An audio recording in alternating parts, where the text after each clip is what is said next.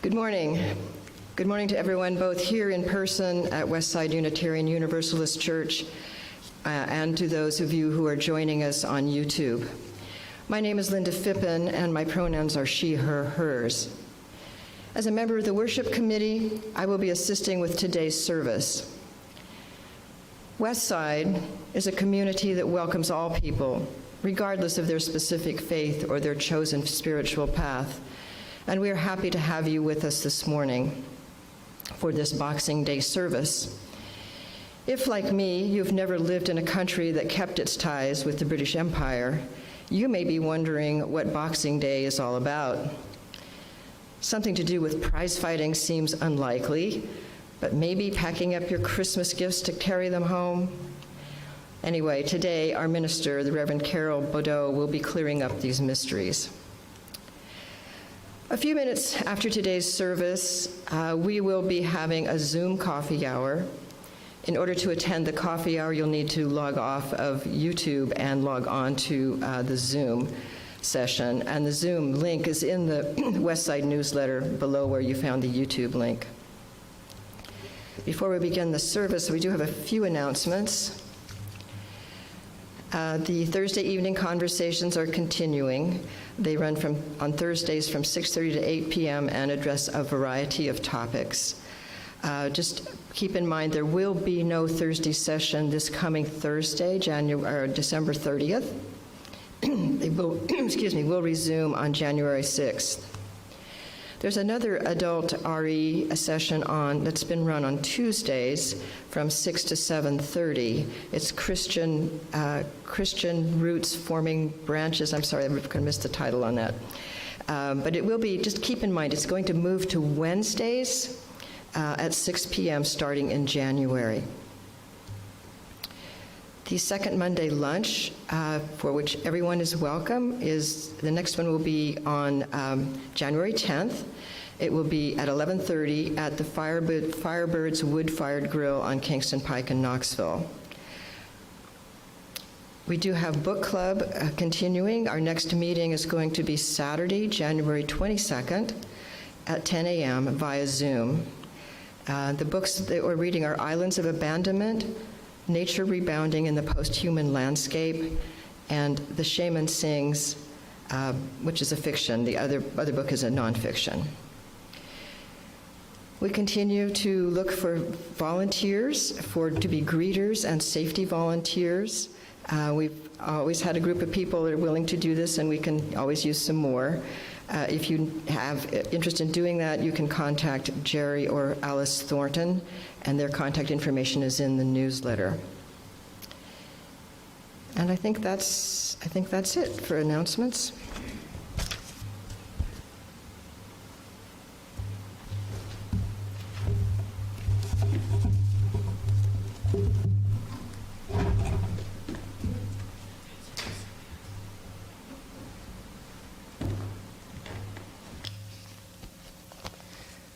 For our chalice lighting this morning, we turn to the Epistle of James in the New Testament. Reverend Carol will light the chalice. What good is it, my brothers and sisters, if you say you have faith but do not have works? Can faith save you?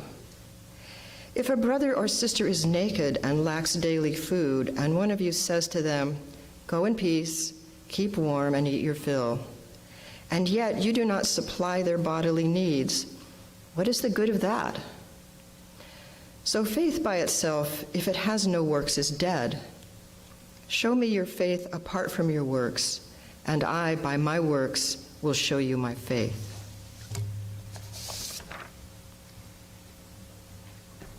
We have the offerings now. Oh, we're singing Good King Wenceslas. All right, now you all, I'm going to ask the choir to come up. You can go over there and get ready. I am going to read through the words of the song we're about to sing for you all. Go ahead, come on up and get ready, choir, because it's really hard to follow. We're going to do our best to sing them clearly. Some of you will recognize the tune from this song. The song is Good King Wenceslas. Okay? It's a song that I love for the Christmas holiday season, but the lyrics are a bit convoluted, and most of us have only heard probably the first verse. So the song, listen for the words, is a story of good King Wenceslas going out with his page on the day after Christmas, the Feast of Stephen. There's snow, and there's a moon, and it's cold, and they see a poor man gathering winter fuel. And the king says, "Page, come here. If you know, who do you know? Do you know who that peasant is? Yonder peasant, who is he? Where and what is his dwelling?" And the page says, "Sire, he lives a good league hence, underneath the mountain, right by the forest, by St. Agnes's fountain." And the king says, "Well, bring me flesh and wine, meat and drink, so that we can help feed this guy," right? Let's bring some logs so we can keep him warm. We will make sure we take him some things to help keep him warm and fed. And the page says, "Okay, here we go." We go out, but it's really cold. And the page gets tired. "Sire, the night is darker now, and the wind is growing stronger. My heart is failing. I don't know if I can do this. I can't go any further." And the king says, "Well, just mark my footsteps. Walk in my footsteps, page. Tread in my footsteps, and you will find that you will be just fine." And so the king leads, and the page follows in his footsteps, in the steps in the snow, and the very soil is warmed by the Saint Good King Wenceslas's footsteps, so that the page is strengthened to continue on the journey. And this is the inspirational message of this Christmas carol, which hopefully you'll recognize as we sing it.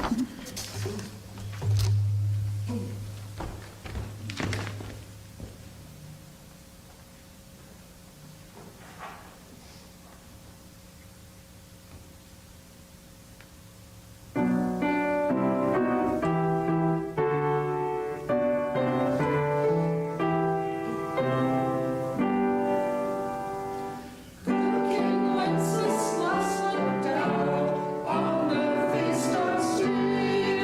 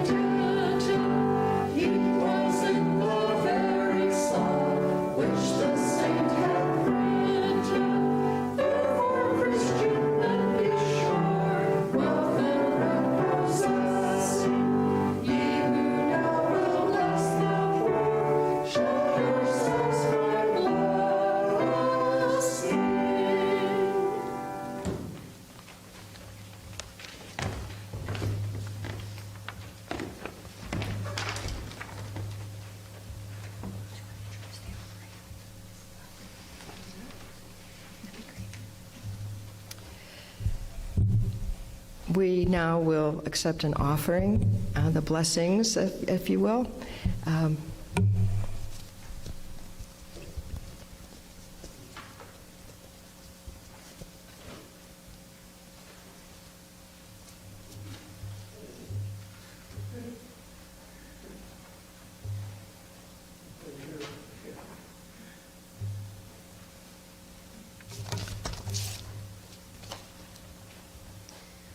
For those of you who may be with us virtually, the offering is a little bit of a strange thing when we are still in this COVID phase and so many people are not physically in the room. But if you are with us virtually, you do have the option of going to our website or clicking on the link that's provided to donate directly through the internet. It's wonderful. So thank you to all of you who are able to help support this congregation.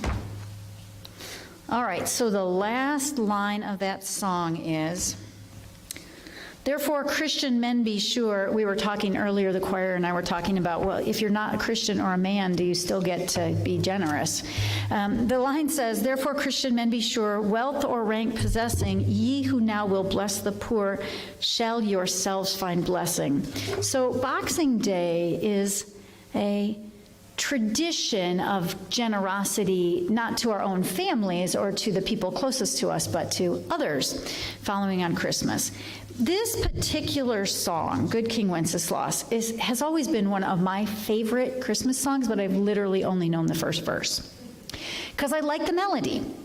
I hum it all the time. I find myself humming it a few weeks before Christmas starts.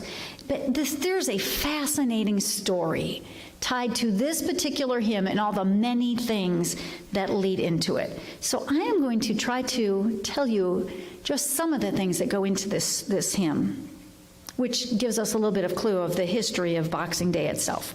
All right, so this particular Christmas carol is a mix of, first, a much older melody, which is tied to lyrics that the lyrics and the original melody absolutely do not match the original intent of the composer of this song. Totally not at all.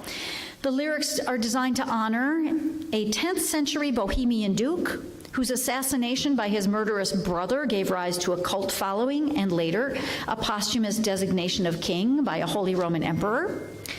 Third, the feast day of the Christian martyr who was stoned to death for defying the Sanhedrin. Fourth, a mystical dream of a 5th century priest. And finally, a Victorian penchant for mushing all that stuff together into one song. So I felt really justified in being confused by the song once I started studying its history. So here's the story of this song in kind of roughly chronological order, leaving a few things out. So you hear the line in the beginning of the song, good King Wenceslas looked out on the feast of Stephen. Well, turns out the feast of Stephen is December 26th. So who's Stephen? We start out roughly around the year 215 or 20 in the Common Era. Stephen was a Jewish leader living in the time of Jesus of Nazareth.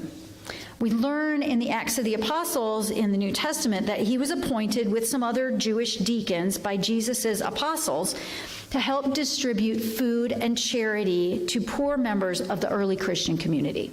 Okay? After Jesus was crucified, Stephen made what is now in Christian history a famous speech to the Sanhedrin. And the Sanhedrin was the Jewish ruling body at that time. So Stephen is scolding the Sanhedrin for once again denying the prophets, denying the fulfillment of a prophecy, and for allowing Jesus to be killed. The crowd, mostly Jews who support the Sanhedrin, get really angry at Stephen's speech and they stone him to death. Okay? So he thus becomes the first Christian martyr, although he's considered a proto-martyr because he was martyred before there was a Christian congregation. At that time, there was no Christian church. There were just those Jews who followed that crazy Jew, Jesus. So he is the first proto-Christian martyr and saint. Now, Stephen's story gets told in the Acts of the Apostles. So people knew about him, and as the Christian church was developing, he became famous and was revered. But he didn't actually have a feast day until a few hundred years later. So in the year 415 of the Common Era, there is a priest named Lucian. And Lucian lives outside of Jerusalem. He lives about 20 miles outside of Jerusalem, but he's a Christian priest. And he has this mystical vision. And in the vision, Lucian, who's sleeping in the baptistry of his church, he's half awake and half asleep.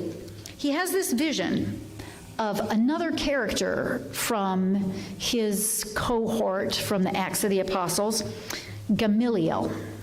Gamaliel is another character who is one of the early Christian figures. And in this vision, Gamaliel comes to Lucian and he tells Stephen, hey, here's where my remains, and he comes to Lucian, he says, my remains and Stephen's remains are laid together in this secret place. And by the way, the remains of another famous biblical figure, Nicodemus, are there as well. Now, Nicodemus was not a Christian, supposedly.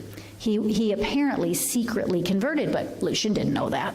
He apparently secretly converted, but this dream mystical vision comes to Lucian and says, okay, go to this place in the caves or whatever, and you'll find Stephen's, mine, and Nicodemus's remains all together. And Lucian's like, I'm not so sure. He doubts the vision. So he takes a few weeks thinking about it, talking to his elders and things like that. Gamaliel gets ticked off, and Gamaliel comes back in another vision, urging him, hey, Lucian, get going. Go find these remains. So Lucian, with a bunch of people, heads out in search of this secret spot, where they indeed find the remains of the three martyrs, Stephen, Gamaliel, and Nicodemus. That particular day was December 26th of the year 415. Okay? It is said that at the time, 70 of the witnesses who watched these remains these relics being exhumed, 70 witnesses were miraculously healed of all sorts of maladies. Hence, December 26th, the day when Stephen's remains were exhumed, becomes the Feast of Saint Stephen. All right. Side note here, just a side note on history. This was just a couple hundred years after December 25th had been set as the birth date for Jesus, despite the fact that we know that his historical birthday he was probably born in the spring, but December 25th was chosen for a whole bunch of reasons to call that the birth of Jesus. So now you have Jesus' birthday designated on the 25th and St. Stephen designated on the 26th. The Feast of St. Stephen gets celebrated throughout the Christian world for centuries. And it's specifically designated as a day to honor generosity to the poor, because Stephen, in the Acts of the Apostles, was one of the deacons who was chosen by the apostles to give generously to help distribute goods to the poor. All right. So in many Christian churches and cathedrals in that time, and all the way through the Middle Ages, you would have a box in the narthex of the church, in an area of the church or cathedral, that was the alms box, where you were supposed to put donations for the poor that could then be distributed in the community. Hence the box of Boxing Day, the alms box. All right. Enter good King Wenceslas. It's Bohemia in the 10th century. And there are a series of dramatic political turns that find Duke Wenceslas being assassinated by his brother, his ambitious and slightly evil brother, Boleslaus. All right? Almost immediately after Wenceslas is assassinated by Boleslaus, his reputation as the good king and his brother as the bad, evil king, ruler, duke, they lead Wenceslas to, there's this cult following that rises up to worship Wenceslas. There's actually, to this day, there is a statue of Wenceslas in Prague in a square called Wenceslas Square. It's him on a horse. And the legend is that should the Czech Republic ever be truly threatened, Wenceslas's statue will come to life and raise up a great army and bring the Czech Republic back to its original splendor. Okay. So he was just a duke. But a couple decades after his death, the ruling Holy Roman Emperor Otto I decided to posthumously make him a king. So now we have King Wenceslas, okay?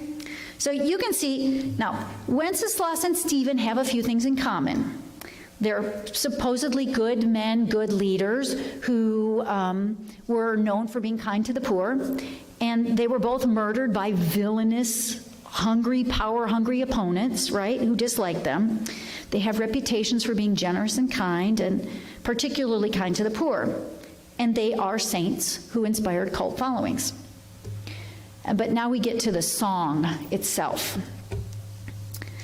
In 1853, an English hymn writer named John Mason Neal decided to create like a mashup of all these different things, different histories and traditions. He took a much older song called Tempus Adest Floridium, which is an ode to springtime.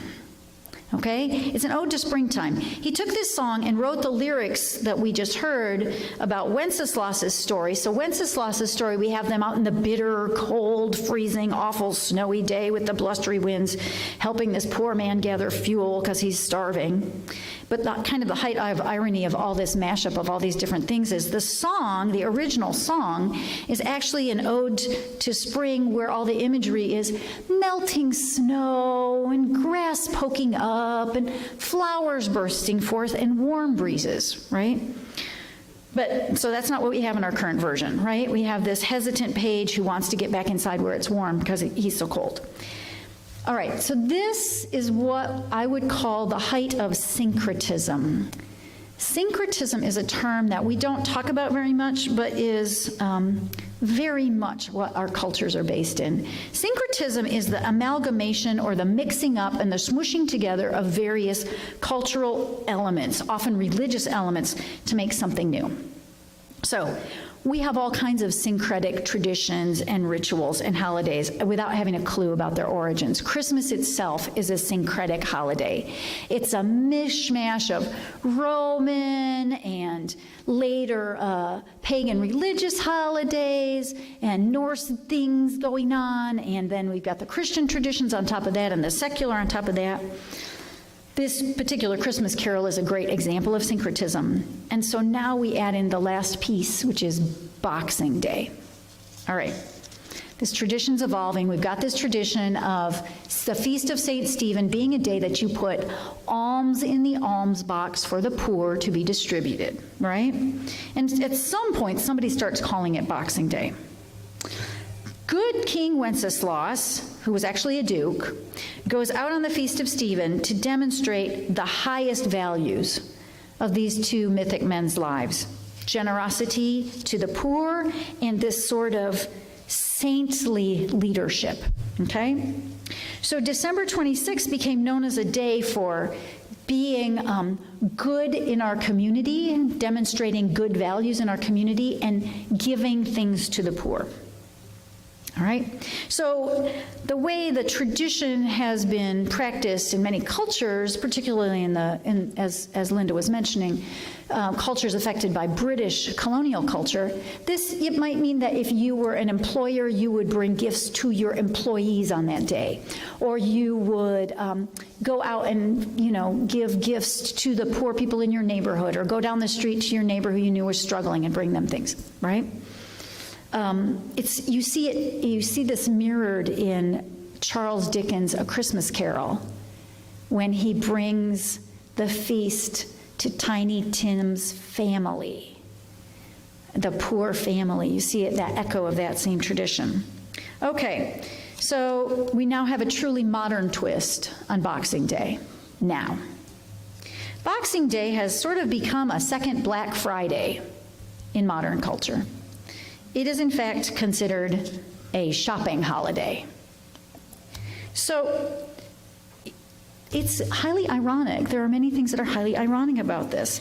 To me, as I was studying this, I realized that sort of the complexity of the lyrics is just the tip of the iceberg as far as the complexity of this song. And it helps us think about some things that that we as human beings have a tendency to do. I was thinking about it as a testament to our human capacity for what I call creative chicanery, right? Our ability to be like, oh, let's take that and let's mix it with this, and this it's truly a Victorian song, because if you know anything about Victorian art and culture, there's a lot of like, oh, let's put a whole bunch of little things all together and it'll look really neat. So what do we make of that? On this Boxing Day, this is the Feast of St. Stephen. What do we make of all that? I was talking to Shannon, my oldest child, yesterday. We were talking about this, and we were talking about how this song is often played in shopping malls as people go about their post-holiday search for good deals. Shannon says, yeah, they're blissfully unaware of the irony of their shopping, right? Because a lot of people, how many of us have been totally guilty of this? How many of us, when December 26th was not on a Sunday, thought, ooh, there's going to be really good deals on stuff for next Christmas? Good confession. I went shopping this morning. Yes, because December 26th has become thought of as sort of kind of like, the day after Thanksgiving. It's a good day to go shopping. How ironic is all of that, right? So maybe partly what we can think today is let's take a moment to just find a little humor in our own silliness. Like as humans, the way we mush things together and we go about our rituals and traditions without even thinking about where they came from. We do it all the time. But also, maybe we can kind of have a little bit of a post-holiday antidote to all the wanting and the craving and the buying and the getting. The point of the day really is to notice how much we already have so that we have a bunch left to give away. Right, the point of the day is to say, well, I got 2 new pairs of shoes, maybe I should give away another 1 or 2 pairs. I got, 5 new sweaters for Christmas, maybe I should give away 3 old ones, right? It's to be grateful for what we already have and maybe notice that by giving something away, we might even be better than we were before we started. Now, the last little piece of what we might think about here at Westside specifically is how we can do that here as a community. At Westside, we have a tradition of sharing resources with the community, right? We always have a food donation basket available in our foyer. So for anybody who comes here physically on a Sunday or is here during the week or just wants to come by and drop something off, there's always a basket in our building that you can bring non-perishable food items, and they will be donated. And if you need information about when we'll be here, you can always call our office or email us or check our website. We also participate in Family Promise, which helps support homeless families in the Knoxville area. We currently have 2 other active causes, communities that we are supporting that we can continue to support. So first, some of you know that we have an immigrant family that we supported in recent months. That family is still in need of resources. Right now what we're doing is we're simply pooling financial resources to see what needs come up for them. They have got their basic needs met. This is a young family that the family was coming across the border. They were separated at the border. The children were allowed into the country. The parents were kept out of the country. The children were in the country for almost a year without their parents. Finally, the parents were allowed to seek asylum, to apply for asylum in the U.S., and were allowed to rejoin their kids here in the U.S., but obviously it was a tough time and they had a lot of needs. So many of their needs have already been met, but we know there's more coming up: medical, dental, helping the kids through school, things like that. So if you are interested in helping support that family, please let me know. You can email me or you can contact our office to ask about that. If you want to do something slightly more material than cash, we also have a cause that we've been supporting for a couple of years, which is helping people who are coming out of our local jail system into recovery programs.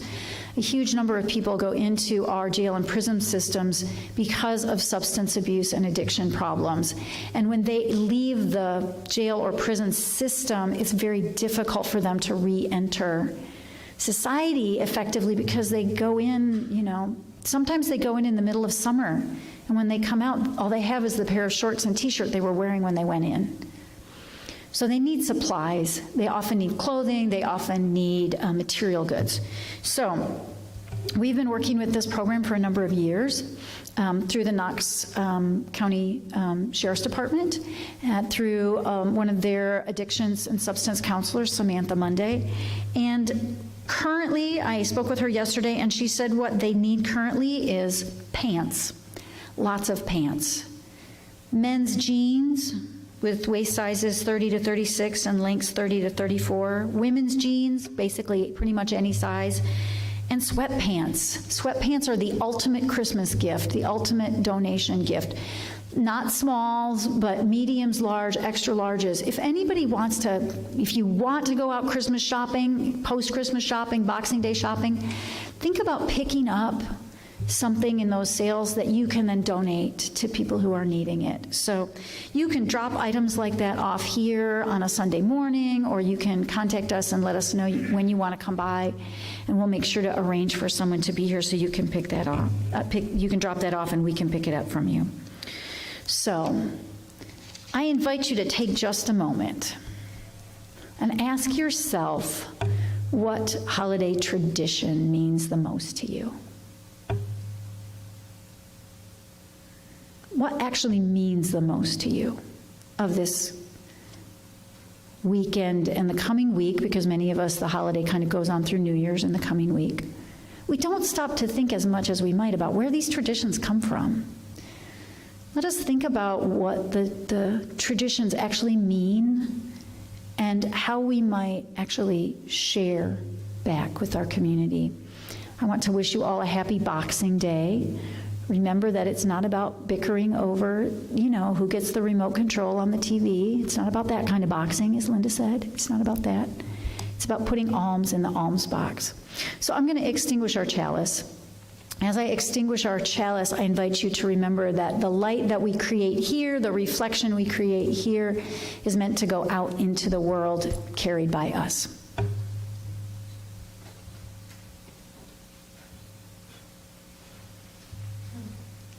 Go in peace to spread the good cheer.